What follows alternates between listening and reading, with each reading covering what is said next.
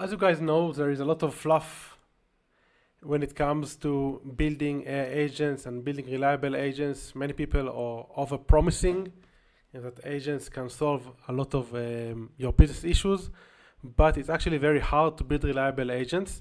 And this is why these days I'm trying to meet with as many founders I can that are building in the agentic space, that are building production-ready platforms, and I want to explore and hear what they are doing and what they are seeing in terms of increasing reliability of agents, so building evals, the use cases using open source models versus using closed source models, etc. In this conversation I had with Eduardo, he's the founder of ExpressAI. ExpressAI is a platform that allows you to build agentic workflows. They have many great features, and we are discussing this in the videos that you're going to watch in a moment. Anyway, this was a very interesting conversation. We covered a lot of technical stuff. It was pretty broad. We discussed fine-tuning versus not fine-tuning, using open source models versus proprietary models, evals, use cases, RAG, a lot of different stuff. It was very interesting, fascinating, to be honest, and I'm sure that you guys who are interested in building useful stuff and not just demos are going to learn a lot from this short video. So please enjoy. If you would like to learn more about ExpressAI, just come to this website. You can also join the Discord and contact Eduardo, the founder. All the links will be in the description of the video. Hi, Eduardo. How are you? Doing good. How about yourself? Excellent. I'm actually very excited. Since I told you, I started hosting people who are deep in the agentic space that are actually building in production, because I feel that there is a lot of miscommunication and misunderstanding regarding agentic workflows and how to make them more reliable. So I'm always happy to connect and speak with people who are actually building. So do you mind sharing a bit about what you guys are doing before, just to give context for the listeners? Yeah, sure. So over at ExpressAI, which is the company I co-founded and I'm currently the CEO of, we're working on making agents be enterprise ready. So we founded ExpressAI a little while ago with the goal of bringing AI into the core business of every enterprise and to make it very easy for companies to leverage AI to do work, not use AI for more like, I would say, analytics, which is what most people were doing at the time. And to do that, we've created a visual kind of machine learning workflow builder platform that we call Circuits. And then, in 2023, with the new capabilities of GPT 3.5 and 4 at the time, we built a agentic framework on top of that. And that's become what we have now as the ExpressAI agent platform. And it combines all the things you need together into like a single place where you can host your agents that run 24/7 along with your own team, right? So like they can collaborate. And I think that's where everything is headed. I don't feel like the future is everybody is sitting at their desk talking to their own personal assistant one-on-one. I feel like it's more going to be a future where there's these agents that are able to talk to everybody in the team, and we collaborate together to get the most work done. And so we're trying to move towards being the platform to make that happen. Awesome. Great. Thank you for sharing. So what are you seeing these days? Like, what are people already building in your platform? Yeah, so one of the things that a lot of people are building on the platform are like document understanding workflows.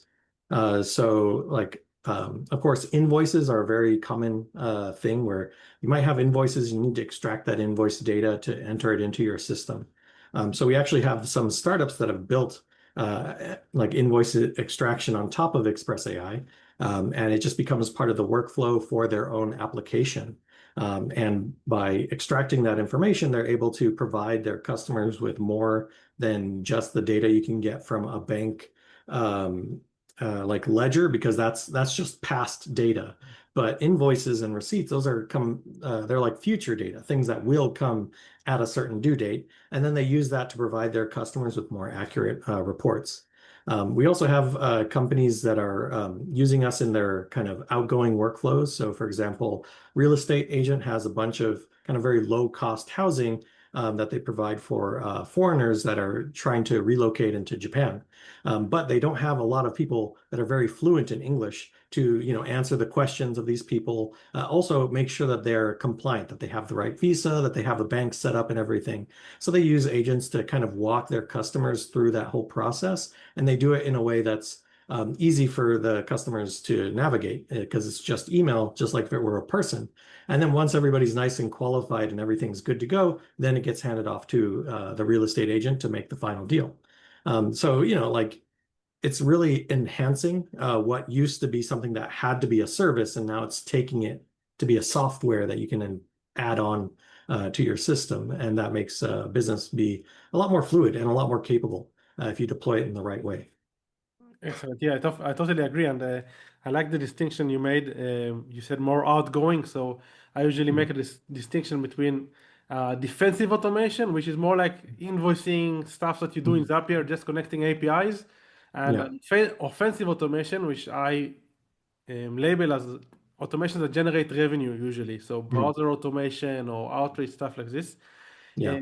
I'm curious, based on the both use cases that you've shared, Mhm. what people initially built and what are the iterations that they went through in order to make the agents more reliable.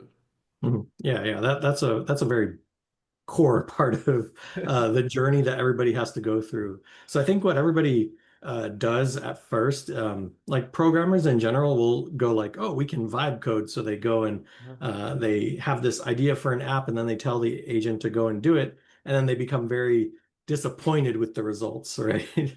And the same thing will happen in business, right? It's not just limited to code here. The agents kind of they lack context. I think one of the kind of things that's happening these days is people aren't saying it's not prompt engineering anymore, it's context engineering. Exactly. And what that means is that the agent or the LLM is sufficiently smart if it had all the context necessary. If it knew all the context in its prompt, then it wouldn't have hallucinated the thing. Because you have to kind of think of an LLM as kind of acting like if you had a gun to its head. You're like, now you need to do this thing, and it doesn't know anything. So Yeah. it'll start making stuff up, hoping that it's right. So, I think what happens, not just in ExpressAI, but in other cases, people get started with kind of forgetting that the LLM is missing all this context, and they try to automate something, and they might find that it's hallucinating too much. And usually, if they come to our Discord or something like that and ask for help, we'll tell them, like, does it have the context or the tools to access the context that it needs? So usually that fixes a lot of problems. So um, one thing that a lot of people come to do on ExpressAI is a RAG type of workflow, a kind of workflow where there's a vector database.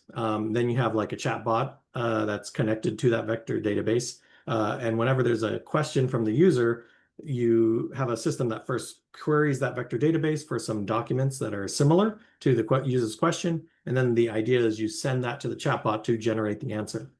Now, in simple cases, that works. But the problem is you sometimes find that in production, it didn't work so well. The reason why it doesn't work is because it got, documents that were irrelevant to what the user said, and then that's messing up the agent. If you instead make it so that the agent has a tool and it is prompted to, whenever the user asks a question, please use this tool to find relevant documents and then produce the answer. So it's a very subtle change, but now the LLM is in the driver's seat. And if it comes up with a query that is useless, it does it again until it finds the right documents to answer. And then from that, you greatly reduce the hallucination. So that's usually where a lot of people on ExpressAI start, where they kind of implement a RAG workflow, do agentic wise, and then they see the magic. And then from there, they go on and automate more and more things utilizing like more knowledge bases, desktop automation, and integrations with APIs to really kind of make it super productive.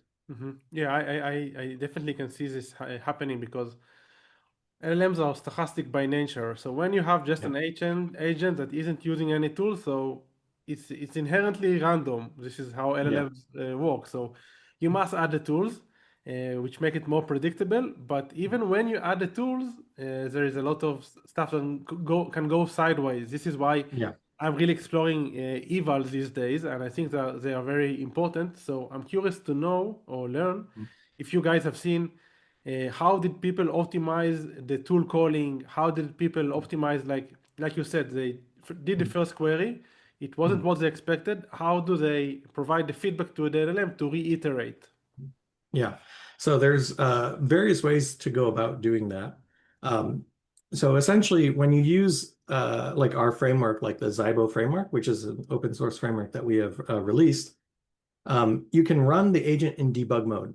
And when you do that, you get a trace of every kind of semi-agent, like what did that agent send to what other agent, what tool did it use, what was the result of that tool. You get a nice trace and a GUI for looking into that.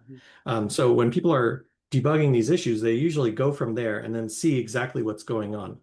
Now, an LLM, like you said, is this kind of statistical model. Mhm. So if it comes up with, if you ask it, tell me a joke, it's going to tell you the same like 5 jokes it has because those are the most probable ones, Yeah. like its own state doesn't change based off of how many times it's said that joke, like it's probably said, like their scientists are afraid of atoms because they make up everything or some joke like that. Very dumb, but it said it a billion times, right? And it has no recollection of ever doing that. So just always say the most probable one.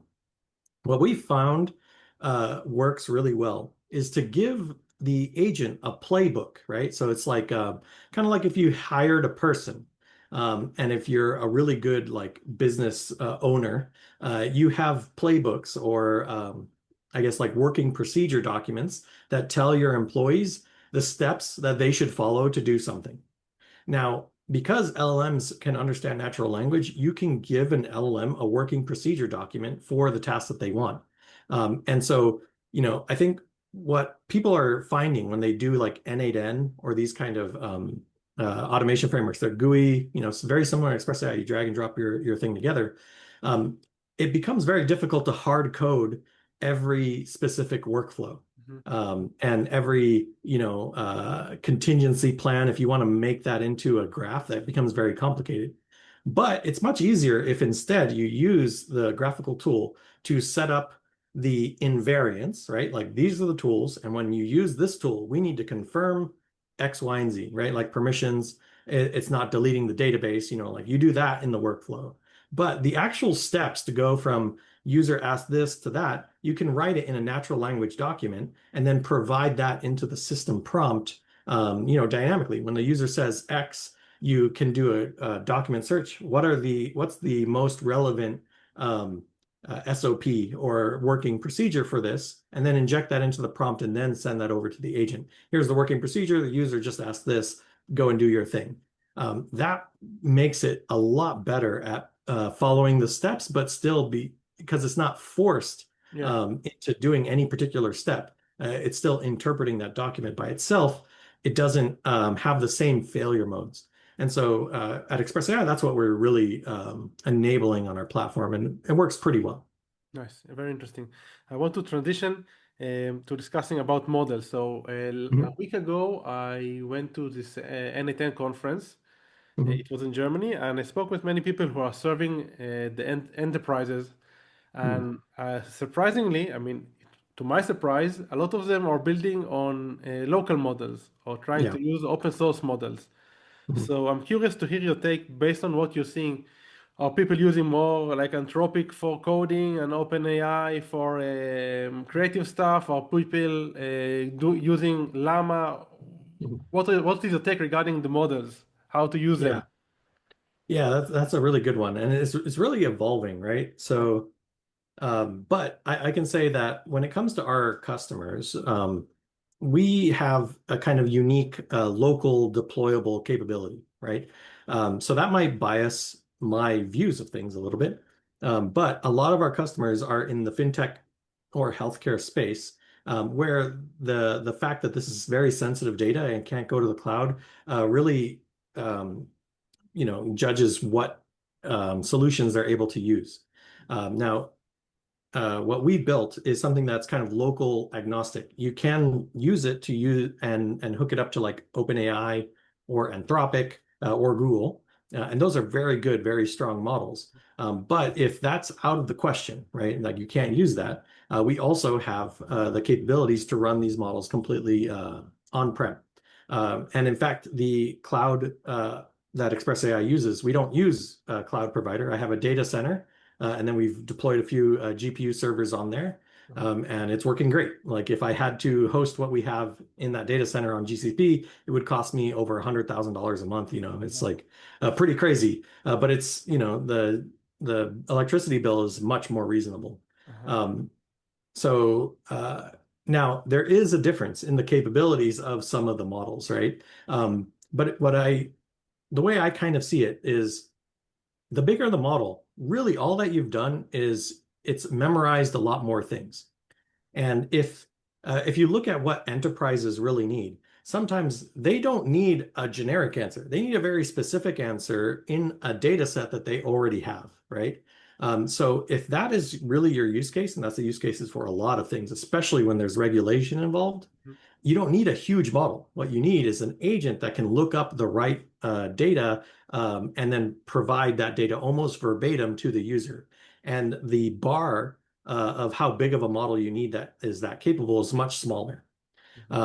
Now, what we have, or like one of the templates that we have that we provide to our customers is called Trinity. It's a combination of 3 different models that look after each other, right? Like, so one is mainly for looking things up. The other one is for using the tools, and the last one is, given the tool use and everything, prepare the answer for the user, but with this idea of if it's not good enough, you can actually go through the loop again, right? So you give it the ability to say, nope, we need to try again. And if you have these 3 kind of models set up, they can be very small. So we find that something like Mistral small, along with Gemma 327B, and what was the other one? There's one more that I can't remember at the moment. Phi by But we do have Microsoft? like, mhm. Phi by Microsoft, maybe? Or No, not Fee. I was very disappointed in Fee. yeah, it I do sucks. think yeah, yeah, exactly. But like Llama, I think is one of them. And other specialized ones, right? Like, so if you did have coding or something like that you want, then putting a coding specific model in there, like CodeStroll or something, is also pretty good. But if you set up this kind of agentic trinity, which is very similar to like Baby AGI was also a trinity of models, the creator, the prioritizer, and the executor, right? This kind of small agentic workflow is very capable. Like, I find that I prefer that model's outputs, like that Trinity output, to something that GPT 4.1 gives me or Gemini gives me very often, because it doesn't just spew stuff. Oftentimes it actually looked up information, and it does need to look it up, so it is a little bit slower, but the result is better, in my opinion, in most of the things that I use it for my own personal use. Interesting. And yes, separation of concerns makes a lot of sense. When you need reliability, you must separate concerns and decompose the problem. Speaking of latency, so another thing that was surprising to me in this N10 conference, which I spoke with many people, is that initially I thought that what bothers people the most is performance. But I spoke with a few people, and they told me that actually clients also wanted to optimize cost. Now, I thought maybe it's very limited thinking that anyway, if we're using agent reliably, we are going to save a ton of money. So it's for sure it's going to be a better alternative than hiring people. So why does the cost matter? Like whenever I'm building stuff, I'm trying to use the best models. But I understand on the other hand that when you scale, you'd rather reduce costs, obviously. Yeah. So I'm referring the question back to you regarding. So let's say there's the triangle: performance, latency, and cost. So what are you seeing in terms of trying to optimize for latency and costs? Yeah. That one's a good one. So, in a sense, one interesting way of thinking about it is some of our customers, when they're building an agent, of course, that agent could have been done by humans, Mm-hmm. but a lot of the times, like I would say the majority, it's prohibitively expensive to do that, right? So it is a feature that, of course, they would have loved to create, but they know they can't support that, or the market can't support that. And what they see with LLMs and agents is that, oh, we can actually provide that level of service to a much bigger set of customers. And, like, so it's not like replacing humans with agents. If you were doing that, it would be so much cheaper and in general, depending on the use case. So there is that idea of, it has to be cheap, because if it is this cheap, then we're able to provide that service to the users. So I experience that a lot in our customers. So, for example, with invoice extraction, there are companies that provide like OCR type of services, but they charge like $5 per invoice or $2 per page, things like that. And that's prohibitively expensive. Yeah. And of course, you could hire a person to do that, but they would take forever, and it would Mm. also be very expensive to do. So it's essentially out of the question. But now that you could use like Claude and do, a page for a hundredth of a cent, right, or something along those lines. Now it's feasible to say, hey, give us all of these documents. We don't care how big your PDF is. We will deal with it in our platform and provide this kind of service level that would have been something that would cost a lot more. Mm. And the idea is, if it is that, then they can upsell it. But if you match the same price of doing it like with people aren't going to be like too happy with that. So by kind of um, leveraging that feature to make your offer more competitive, right? That's great. Or being able to upsell your customers and make a little bit more money is where the focus is at most places. And so in that case, it's not really competing with humans. Uh-huh. And you're kind of competing with like more like software level prices. So I can totally see where a lot of people are mainly focused on the price. Yeah. Um, yeah, and speed in particular, like when you a lot of people have this um, kind of expectation that software is fast and instant, right? And that people are slow and take a while. Mm. And when you have transitioned something into an AI, they continue with that expectation that it should be fast and instant. So, like for example, if you were to extract invoices and things like that, kind of like Expensify did that with receipts, it kind of took like 5 minutes for a person to like verify the results. Um, it feels slow. It really should be as fast as possible. And that puts pressure on using big models, right? Like the bigger the model, the slower it's going to be at doing these tasks. So ideally, what you really need, right, is a cheap, small model that can run very fast on these things and then kind of give your app that one leg up. And that's what I see a lot of people doing. Mhm. And do you see people fine tune? Like, is it very common for people to fine tune the models? Yeah, that one is not, so that's interesting, right? So when I created ExpressAI back in 2020, which is when we first started it over in Japan before we kind of did everything again in 2023 in the US, training was a big part of AI. In fact, like training equaled AI. And if you didn't have training data, you really couldn't get started with AI. And one of the kind of most painful things about being like an AI dev shop or providing AI services or software to people is that they have ideas of things that they want to do, but they don't have the data for it. And you can't really do anything about that. And the great thing about LLMs is that they've unlocked this ability to pre-train from the entire internet, like trillions of tokens, and then get you very close to what you need to, implement any kind of use case that you might have that, as long as it's in the natural text to natural text type of domain. So that has been really transformative. If you have the data, then of course you can fine tune your model to get it into a much better state. And because we support local models, we of course support fine tuned models, and we have integrations with PyTorch, for example, to allow that.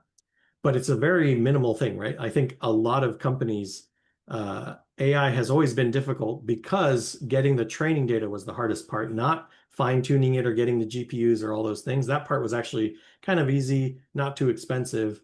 And as long as you had the talent, which was easy to find, you could have done that. But getting that data, so many problems, especially with like compliance, and then you didn't have the right kind of EULAs in place to do the privacy necessary to do that. So I've spent a lot of my time in AI, essentially since like 2013, 2014, up until now. And that gathering the data has always been the hardest part. So, fast forward to today, the boom in AI is not necessarily coming from LLMs are amazing. It is kind of that's a capability, but the main driver is that you don't need the training data per se. And as long as you can give an AI enough examples or step-by-step instructions to do what you need it to do, an LLM can be very, very capable. And then that unlocks after you've deployed this to production. If you've checked all your boxes and you're gathering data from feedback and things like that, and you're able to use that, now you get the capability of fine-tuning your data and going to the next level. So, a lot of companies are starting their journey now, and I expect that fine-tuning is a very niche area because they don't have the data. But if you do it right, now you're going to get a nice treasure trove of data that isn't the public internet. And it's kind of necessary if you think about everybody gets the same GPT-4 or Gemini. It's the same model. And so if you're a company and you need to differentiate yourself, you're not going to be able to do that if you're using these public models. But once you've deployed your system and have gotten some training data, now you can create something unique that your customers cannot copy, or not your customers, your competitors cannot copy. And then that becomes something special. So definitely stay on the lookout and stay on top of fine-tuning, especially if you're like a developer, I think, because even though now it might not be the biggest thing, it will be very soon. Mm-hmm. And related to this, what are your thoughts about generating synthetic data for fine tuning, or you don't think it's still like? I mean, obviously it would be better to train on real data, but what are your thoughts about synthetic data? Yeah. So we've been doing synthetic data for a long time, and I think the best. So it's not as good, but it doesn't necessarily mean it's bad, right? So for example, uh, a lot of the time data is noisy, and you might have some training data, but because it's noisy, you get a result that's not super great. Um, and you can imagine if you're looking on the internet and you get like documents that are full of, people memeing each other, and it's gone into nonsense. You don't really want to feed that into your LLM, right? To fine tune it. But if you can take that and then use an LLM to kind of make sense of it and then bring it into a more natural format, more in line with what you want your LLM to see, or throw it away, now you have something that's semi-synthetic. And I think that's the super key. Like that's super valuable. Like if you just have an LLM generating synthetic data, it is a probabilistic model. And what you kind of see is the longer you're extracting from that synthetic data, the more and more generic it becomes. So this manifests itself in various ways.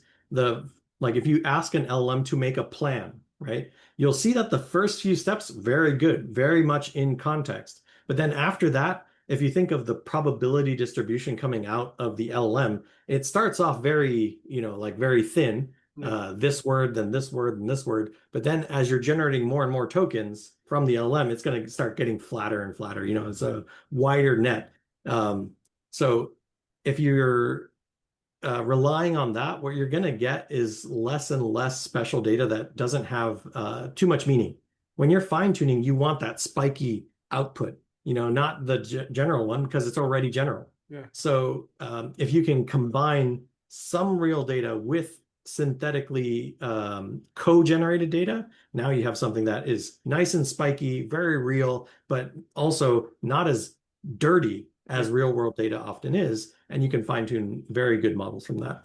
That's very interesting. Yeah, I never thought about this like Mm. what you said. Like basically, synthetic data actually allows you to control better and reduce the noise, which could be Yeah. a good thing and a bad thing. I view this mostly as a good thing, but obviously it can also Mm. be a bad thing. But it's a very interesting perspective.